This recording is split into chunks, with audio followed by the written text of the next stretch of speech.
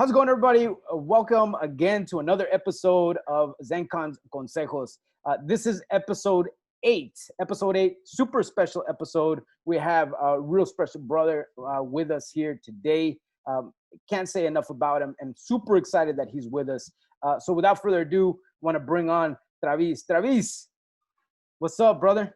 Yo, Louis, what an honor to be here. Hey, man, thanks Just so much, appreciate brother. everything you're doing. My name's Travis Mckenzie. I'm here in Burque, Nuevo Mexico.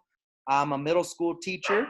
I'm also a food and education justice organizer with the Southwest Organizing Project. I'm also on the Leadership Council for Rooted in Community, which is a national youth food justice network.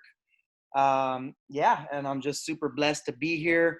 You know, I've been in the movement for a long time now. Met Louis back in the day, and just appreciate to be here and share some of my story and have a plática with you guys. All right, so for those who don't know, Travis and I, we met, we're fellows, right? Kind of weird to say, but we were both Green for All fellows back in class 5, the final class of the Green for All Academy in 2013. And so we met, homeboy in Burque. I'm doing work in Tucson, Arizona. We connected, just beautiful brother, beautiful soul. His man was like on fire, doing all kinds of amazing stuff. Much respect and love for you, man. Ya sabes. So let's jump on this, brother. Let's jump on this. So with Consejos, what's Consejos? Consejos is an opportunity for Latino men to give advice to other Latino men. And so it's very basic. We want to go after 2 questions. Number 1, what's the best advice you've ever received? And number 2, what advice would you give others, right? So let's go after this, man. Let's get to this first one. So you've been through a lot, brother. You've had people in your life come in and out, do all this stuff for you. You've connected with folks. So talk to us, man. What's the best advice you've ever seen? How has that played a role in your life? I think to one of my mentors, Don Joaquin Lujan, who's here. He has a rancho called El Rancho Entre Dos Acequias in Polvadera, Nuevo Mexico.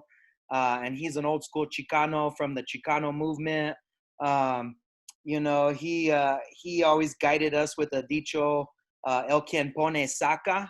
So what you put in, you take out, or you reap what you sow. You know, there's a lot of different translations, but that dicho's really guided us. It was the foundation for Project Feed the Hood, which is a food justice initiative I started, co-founded back in the day with Rodrigo Rodriguez and Don Joaquin and Swap. And really, he was adamant that it's all about that. It's about putting in jale. It's about putting in hard work. And, you know, I think there's a spiritual twist to it that, you know, you don't want to expect things in return. You know, you got to let karma kind of play itself out. And so, you know, by putting in that hard work, sometimes it gets tough. You know, you got to persevere. You got to work hard.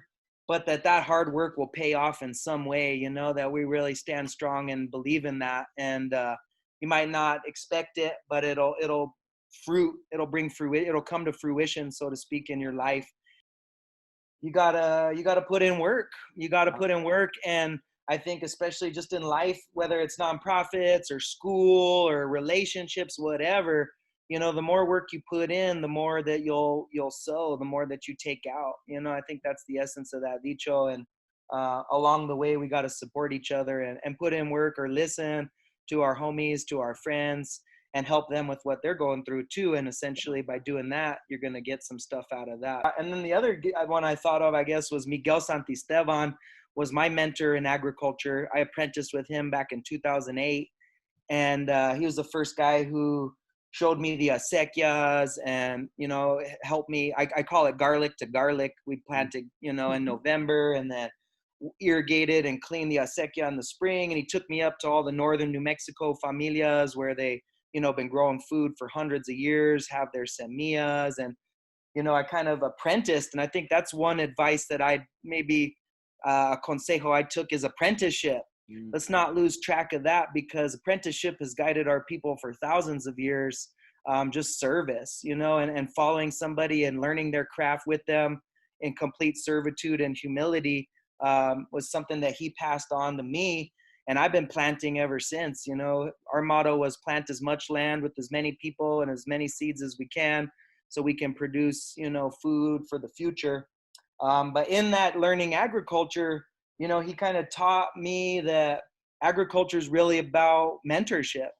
and specifically intergenerational mentorship, and that I should look to elders to try to serve, and I would learn agriculture through that more than he could ever teach me, or more than I could ever learn in a book. By service of an elder was really some of the best consejos I've gotten from in life, because through that relationship with him, I've been able to connect with elders on farms or just in the circles and the movement and the movimiento. Yeah. And these elders just help guide us. But it's also reciprocal. Like, our younger generation helps give them life and give them energy. And you see that reciprocity, that synchronicity, that reciprocal, I help an elder and they help me, and together we help each other.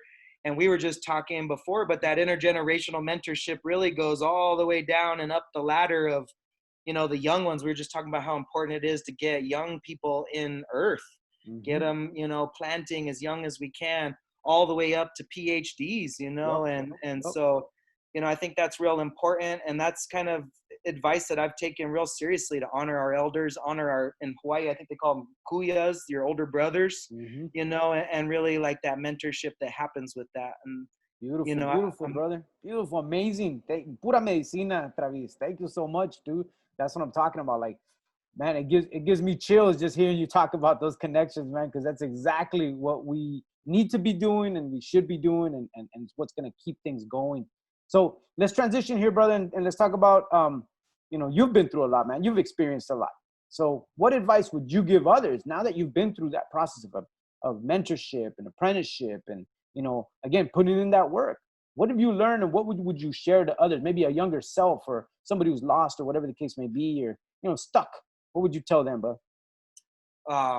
What an honor. I think one thing that's coming up with our youth program, I work with this group called Making Connections International District, and we run a Donaldo Llanes Youth Food Justice Internship. Mm-hmm. And one of the things we've been talking about is healthy masculinity. Mm-hmm. And we asked our young brothers this year, before we have a topic every week, and healthy masculinity was like the second week. And I just asked them, have you ever heard those two words together? Mm-hmm. And the unanimous response was no. Mm-hmm. They never heard those two words together. They've heard of healthy, and they have, heard some parts of masculinity and what that means, but they've never heard the two terms together. Mm-hmm. And so I guess, I'd like to give my younger self, or younger people, or just anybody, those two words, and try to see how they fit in your life and how we can learn about them together.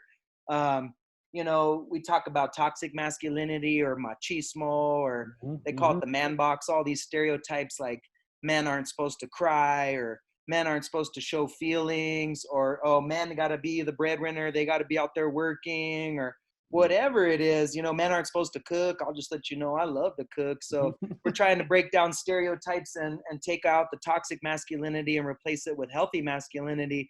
And so, I think that's what I'd like to give to people out there, is just to look at that. And it could be translated into healthy femininity too, and just health in general, self-care. So I think that's important. We got to take care of ourselves. You got to take care of yourself first, so then you can take care of others. And sometimes that's the hardest. I think sometimes of us in the movimiento and all doing all this work, sometimes we neglect to care for ourselves. Or, I'm a food justice guy. Sometimes I'm working all these gardens, but my at-home garden suffers a little bit, and so how do we take care of ourselves, make time for ourselves, and things like that? Also, we can look at maybe deficits in ourselves, or like deltas. We call them deltas. Deficit's a pretty harsh word in English, but delta is like an area of growth, and to try to nurture that. I'll be honest with y'all, like organization. I need to work on organizing, and,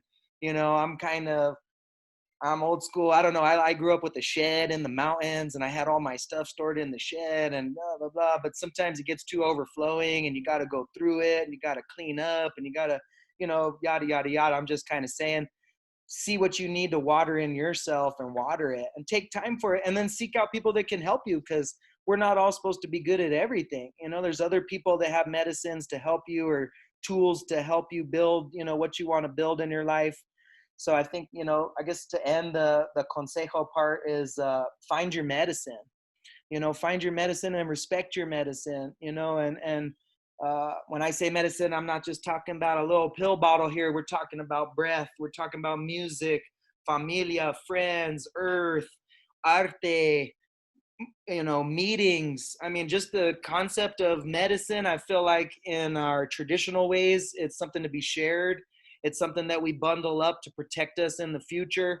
And it's something that we can be evolving and transforming. One of my mentors, Lorenzo, says the most important crop we grow is consciousness, and so the consciousness around medicine, the consciousness around healthy masculinity and supporting one another, I feel like is going to help us along the way. So again, folks, this is La Medicina de Travis, right? So pure medicine, bro. Muchísimas gracias. Thank you so much for sharing words, man. And like I said, folks, for the folks that are out there that are listening, following along, this is episode 8. I'm just so, again, pleased that that Travis would accept, come on and share his words. Check out, not just this piece, but, all the other brothers who have come on, right? These manos are sharing from their heart, their vulnerability, and wanting to give back, right? For those folks who have reached out to me, right? Who are, looking for that guidance, looking for that coaching, looking for that, that place to go to connect, that confidant. Thank you so much for reaching out. And for those parejas, I always mention this, those parejas who are saying, hey, Louis, you need to speak to my man because he's off the hinges right now. We need to get him back on. Thanks. I know those conversations are not easy and they're super important. We have to be vulnerable and honest with one another so that we can grow. Delta, as Travis is saying, right? Delta. So, Travis, I want to leave you with the last word here, brother. How can people support you, man? How can they help you? What are you working on? Share with us. How can they kind of be in your space, in your world to support the amazing work that you do? Right on, and we appreciate that. And just to honor Maestro Louis and all the hombres, hermanos, familia that came before me in the consejos, it's really all about building power like that. And we're just honored to be here in this space. I'm super excited. I just accepted a position to help start an agricultural sciences magnet school. I like STEAM, but everybody's going with STEM still, but a STEAM concept where we're turning a semi-rural middle school in the South Valley in the Valle del Atrisco here in Albuquerque into a thriving, sustainable agricultural magnet school. Mm-hmm. And so I'm super excited, but it's basically starting from the ground up, anywhere from looking at where have people been spraying nasty pesticides on campus, doing soil tests. We're trying to get as many fall crops in as we can to help families deal with the pandemic and maybe some food insecurities and things like that. And, being co-founder of Project Feed the Hood and being a food justice organizer with the Southwest Organizing Project, one thing we're excited about is growing capacity, man. I mean, me and Louis have been in it for a little while here, and, we've making progress, but we're still going to a vision where there's thriving school gardens and farms feeding our students, where our students are able to, eat atole for breakfast or eat some breakfast burritos from chickens raised on the campus, or, they're eating frutas at lunch, or they got agua frescas for sale after school, or, the cultura is there. We just got to remember and reimagine what education really is and what it has been for thousands of years and reintegrate that into our systems. And make it a part of what we do. I would call for support, if anybody wants to help us in this, leading the way to create this agricultural sciences magnet school, this agroecologia, agroecology center, sustainable agriculture, whatever we're talking about it. We're getting ready to launch something super serious in a school in a semi-rural community in South Valley of Albuquerque. And we'd love to link, we'd love to partner, and just keep it going. This is a fire. We're all just throwing logs onto it through this consejos. And I also just want to give love to everybody. I know this is a real challenging time, and everybody's dealing with whatever they're dealing with. And just know we're here. We're here in prayer with you guys. We're here in spirit with you guys. And you're not alone, and there's a lot of struggle in the world right now. And sometimes it gets us down.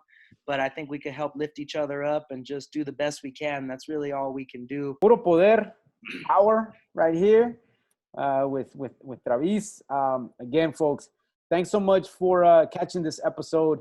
Please be on the lookout for future episodes and check out the previous stuff. Some really good, beautiful consejos, some nuggets of knowledge And just can't say enough about you, Travis. Muchísimas gracias. Like always, brother. Ya sabes, puro corazón para ti, mano. Whatever you need, always here. You know how it goes. Igualmente, familia. There Viva we la go. lucha y hasta la There we victoria. go. There we go. Vamos, gente, vamos. Nos vemos, gente. Hasta pronto. Bye-bye. Be safe.